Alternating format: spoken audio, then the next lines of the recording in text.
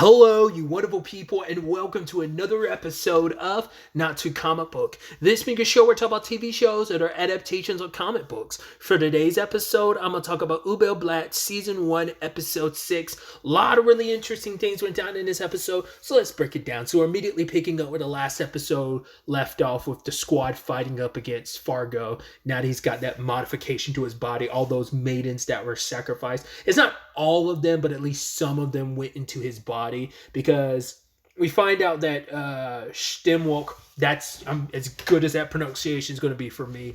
It seems he's basically trying to build a body for him, or find a way to like extend his youth, or at least live forever. Because it's the thing of, right, once you have power and recognition, why should I, one of the 7 great heroes, just grow old and die? He's like, no, I should be able to keep living on. So that's what these have always been about. And I guess Fargo was just kind of a test run experiment to see what the modifications could do. So he's able to summon those tendrils to attack. Sadly, Coinzel doesn't have access to, the black swords, because he needs the moonlight. So that's, I think probably in general he's stronger under the moonlight, but being able to access those weapons in particular is only accessible during the moonlight. So kind of interesting limitation on himself. I wonder why that is. To get into it a little bit this episode, we still don't know how Astrite got this body that he's got. Once again, he's held on to it for 20 years. So I don't know whether it's just like, so once again, it seems like Coinzel did exist beforehand, not unless that's a name like Astrite came up with for himself, or like, once again, I talked about it a couple episodes ago. There's still so much we don't know about Coinzel's circumstances. Was he in fact a real person, or did something happen to make Astrite basically piece together and make a body? Like, we're probably not going to get any answers to that even next episode either, but I don't know, because he said it took me 20 years. I got this body and it took me 20 years to get here. But the fact is, Coinzel doesn't look that old, so that's why I'm like, maybe his species just, like his race of demi-human just don't age quickly. So maybe he's a lot older than, or maybe just like he's stuck looking that way because maybe he hasn't aged for the past 20 years because of like Astrite circumstances, whatever the case may be.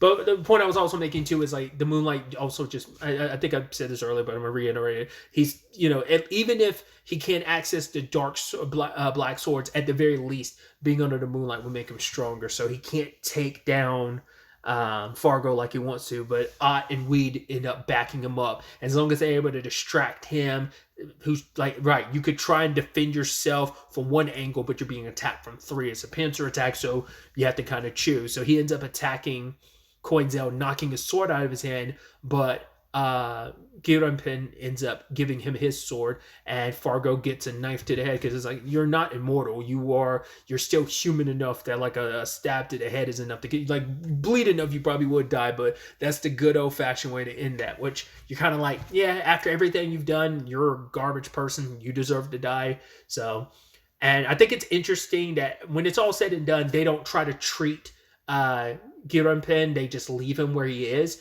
But even Weed and Ott were like, we should do something about it. But he's like, no, we have to go. I mean, to be fair, they're motivated because they're after Sharon, Ott's sister. But I think it's also like, we can't really do anything for Gironpen right now. He's stuck in his trauma of like, the person I looked up to as a brother is dead. Plus there's also the responsibility of knowing like, oh, I blindly followed you and I brought so many women to you to be sacrificed in such a horrible way. So, and then like I brought up earlier, we catch up with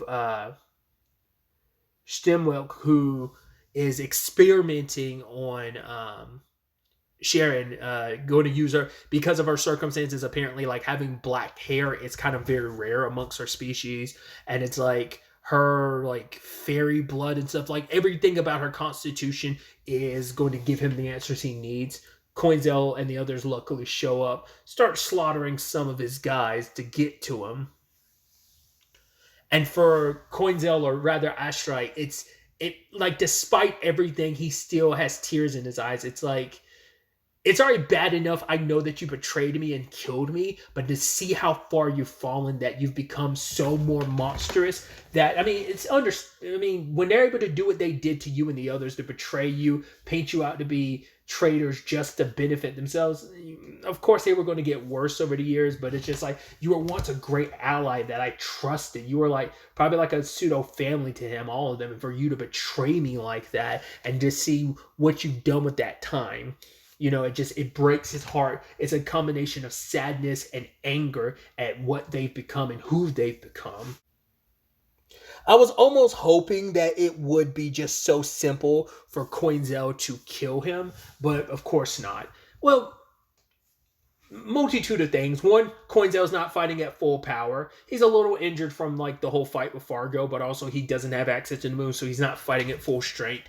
Two, Schtemwölech has also like modified his body, taking like some of the people that have been sacrificed. He's put their he's injected some of either their blood or bits of them into his body to make to enhance his limbs. So for him later on, it's like, why am I bleeding? My limbs and everything about me should be enhanced. I think there's also the element of especially because he's not at full strength. It's still technically a teenager fighting a full-grown adult, so there's going to be a disparity in just like your body size and your strength. So Coinzel can't beat, like, Coinzel's fast, sure, but because of the augmentations that Schtemwölech has gone through, it makes him faster, but he's also bigger than you, and I'm sure like those augmentations have also increased his strength too. So it's kind of it's a slugfest between them, because like as Coinzel's getting injured, he's also injuring Schtemwölech, but it's also like his anger and need for revenge is pushing him. It's almost like he's going through like an adrenaline rush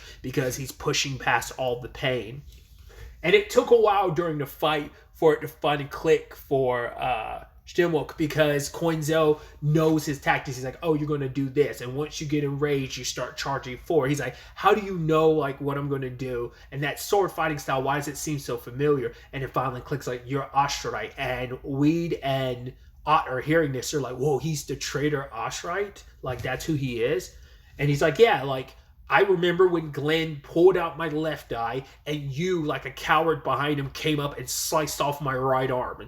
And so they had mentioned it previously that they sliced him to pieces. I mean, they show it later on.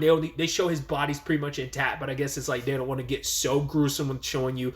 I mean, that could have been like after his right arm was cut off, but before they sliced and diced his body. It's just like, oh, that's brutal.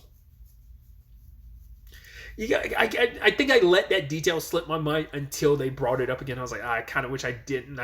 It's like, it's sad and depressing. What was it later on that Coinzel used? I think it's like the black wings or something like that. I guess maybe it's, well, it seems, I guess that's like a small version of what he does at the very end of the episode. Like, I think because he even says like it's too much for his body to handle, I think. And so I guess it's like you can use it, but you have to use it in moderation, because too much of it is like either his body hasn't built up enough of tolerance for it. Like maybe it's a thing of he needs the full moonlight to be able to fully control it, because with little to no moonlight, maybe his body doesn't have what it takes to survive, like the toll it takes. Like it's a power that chips away at his life force or something like that, or takes a major toll on his body. Because it doesn't seem like he probably uses it that often for him to only now realize, like, oh man, my body can't really handle it. So I don't know if it's because he's already been taking damage up to this point in time and the slugfest, and that adds to the strain on his body already, and then trying to use these black wings like makes it even harder. Whatever the case may be, he was like, who cares? I'm going to land the final blow on this bastard. But then, like, the weapon that they've been trying to prepare this entire time, I'm assuming these are some of the maidens rather than killing them, or at least some of the warriors that were brought to him. He's brainwashing them. He has stuff equipped to them. But the sad thing is, they're not dead or completely gone. Buried underneath all of this, their subconscious still exists, and Coinzel can hear their voices. Just kind of like the fairy from inside of that sword in episode 2, Coinzel. It was him and Pepe that could end up hearing it. So it's the same thing, because I doubt Weed or Ott are able to hear. Interestingly enough, though, Ott's sister was able to. So they must not be like full siblings. Like either because they're a princess situation, but I guess like maybe they have. I mean, it could definitely be a thing of they just have different like parents. Like maybe, probably, most likely they have different mothers type of thing. So I wonder does that mean? I mean, it makes me wonder too about the older brother that's dead. Like, I wonder, was that a third different mother, or did maybe two, like the oldest siblings, share the same mother, and Ott's the one that has a different mother? I don't know. Because I didn't even really think about it. Because like if you see, like she has like the larger pointy ears, and Ott has like regular round ears. So where I'm like, oh, that's interesting. But yeah, once again, like hearing all that Schtemwölech wants to do and enhance his body, it's going to use Coinzel as a sacrifice. At the same time this is happening, Sharon kind of awakens because she's hearing the voices. She's like, ever since I've been here, I've been hearing the voices of all those women that are being controlled.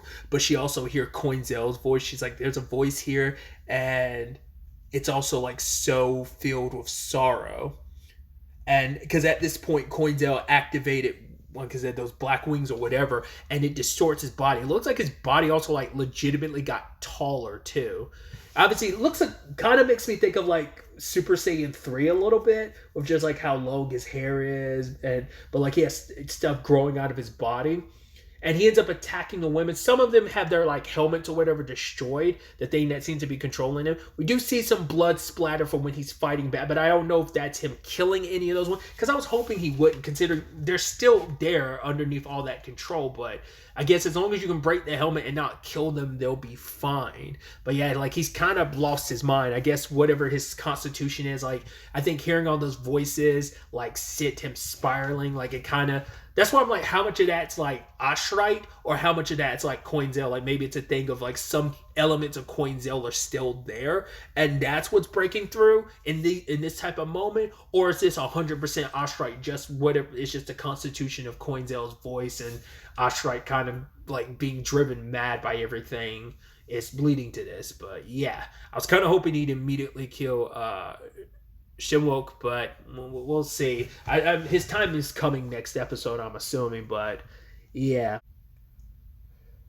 Because the thing is, what's going to happen in the aftermath of this? Because the heroes are still going to be the heroes, no matter what Coinzel says, even if Ott's there and Weed or Gitapen is still probably going to walk away from this whole situation with Coinzel still being considered a traitor and blasphemous, like usurper, you know, or a rebel or whatever. So, but Coinzel probably doesn't care about that. As long as I get to kill all 7 of the heroes and get my revenge, who cares? But, you know, we see that this is all that Schtemwölech has been up to. What the hell have the other 6 been doing? Like, what other shady and terrible things have they been doing? Because you know they've done terrible and shady things. Probably going to be some are worse than others. Probably going to be like, as you progress through the series, you find out, oh, they've done more and more horrendous, duplicitous stuff. So either way, it's going to be interesting to see where the next episode takes us with all of this, how this whole situation comes to a conclusion and what that actual conclusion is, how like Coinzel's current circumstances